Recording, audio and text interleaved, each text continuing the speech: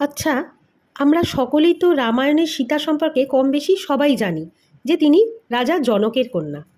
কিন্তু আমরা অনেকেই এটা জানি না যে সীতা রাবণ কন্যাও বটে। হ্যাঁ, জৈন রামায়ণ অনুসারে সীতা ছিলেন রাবণ ও মন্দোদরীর প্রথম কন্যা। জন্মের সময় জ্যোতিষীরা ভবিষ্যৎবাণী করেন যে এই কন্যা রাবণের বংশের বিনাশ ঘটাবে।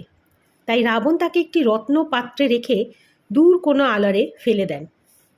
পরে মিথিলারাজ রাজা জনক যজ্ঞের জন্য জমি চাষ করার সময় নাঙলের ফাঁকে একটি কন্যা শিশুকে খুঁজে পান।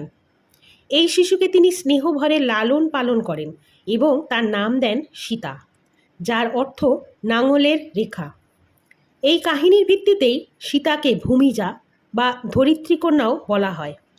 তিনি মিথিলার রাজকন্যা হিসেবে মৈথিলী এবং জনকের কন্যা হিসেবে জানকী নামেও পরিচিত। এই রকম আরও অজানা তথ্য জানতে গেলে আমার এই ভিডিওটিকে একটি লাইক করবেন, শেয়ার করবেন এবং আমার এই চ্যানেলটিকে সাবস্ক্রাইব করবেন। ধন্যবাদ।